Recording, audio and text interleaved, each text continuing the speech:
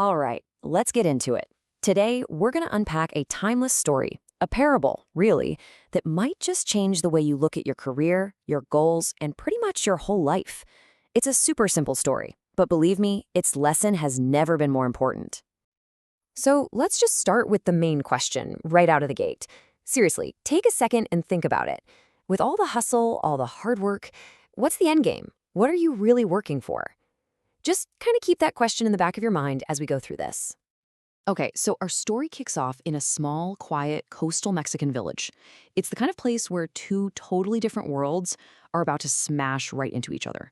So let's meet our two main characters. On one side, we've got this American businessman, you know the type. He's so overworked his doctor literally had to order him to go on vacation. But even in paradise, he's completely stressed out, can't sleep, and he's already on an urgent call from the office first thing in the morning. So he's walking on the pier when he bumps into our second guy, a local fisherman who's just pulling his small boat in, totally content with a pretty good morning's catch of a few big yellowfin tuna. The businessman, he's kind of puzzled. He sees the fisherman is already done for the day and asks him, "So, what do you do with the rest of your time?" The fisherman just smiles and describes his day. He says, he sleeps in, fishes for a bit, plays with his kids, takes a siesta with his wife, and then in the evening, he wanders into the village to sip some wine and play guitar with his friends. A full and busy life, he calls it. Well, the American, who's a Harvard MBA, by the way, he basically scoffs at this. He can't believe it. Where the fisherman sees a beautiful life, the businessman sees, well, inefficiency. He immediately thinks he's spotted this massive, untapped business opportunity, and he decides he's got to help this guy out. And oh boy, does he have a plan. He tells the fisherman he should be staying out longer to catch more fish to sell. With that extra money, he could buy a bigger boat, then more boats, until he owns a whole fleet. But why stop there? He could open his own cannery, control the entire process, and eventually he'd have to move to Mexico City, then LA, and finally New York City to run his massive expanding empire. So the fisherman, he's been listening to all this really patiently, and he just asks a simple question. But how long will all this take? And the businessman's answer? 15 to 20 years. Maybe, he says, 25. Tops. A whole quarter century of nonstop work to build this whole thing.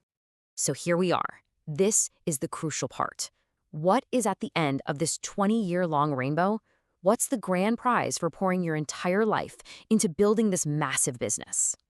The businessman just laughs, totally triumphant, and says that when the time is right, the fisherman would announce an IPO, sell his company stock to the public, and become very, very rich. He'd make millions. And this is the moment the whole story just pivots. The fisherman, he's not impressed, not fazed by the idea of millions at all. Instead, he asks a question that is so simple it's profound, and it just cuts right through that whole grand plan. He asks, "Then what?" The businessman, just beaming, says, now this is the best part. With all those millions, he explains, you could finally retire, you could move to a small coastal fishing village where you'd sleep late, fish a little, play with your kids, take a siesta with your wife, and sip wine with your friends in the evening." Just let that sink in for a minute. The ultimate reward, the grand prize for 25 years of grueling, nonstop work, is the exact life the fisherman is already living. And that brings us to the core lesson of this entire story. We can call this the fisherman's paradox. It's this tendency to sacrifice your present for decades in order to earn a future that looks exactly like the life you could be living right now. It's really the core belief behind hustle culture, right? This idea that happiness is something you have to earn way down the road after years and years of struggle. I mean, the paradox is just laid so bare when you put them side by side like this. The businessman's ultimate dream retirement, the thing he's pitching as the reward for 20 years of stress, is identical to the fisherman's current daily life. The finish line of the race is actually the starting line. And this story just brilliantly illustrates such a common trap.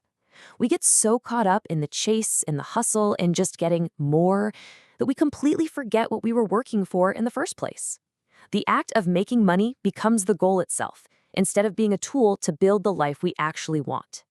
So why does any of this matter to you? Well, the story is a really powerful reminder to just step back and check in with our own priorities. It's all about being intentional with our lives and with our work. Now, let's be super clear here. This is not a story about being lazy or giving up your ambition. Not at all. Hard work is a good thing. The message is about having a clear vision. It's about making sure your ladder's leaning against the right wall before you spend the next 20 years climbing it. This is the question that the businessman never thought to ask himself. For him, the answer was always just more. But if you want to live a truly intentional life, you have to define your own finish line. At what point does chasing more stop adding to your happiness and actually start taking away from it? So we'll leave you with this final thought. Your coastal village, it's not necessarily a literal place, right? It's a state of being. It's a metaphor for the life you truly want to live. So the real question is your ladder leaning toward it?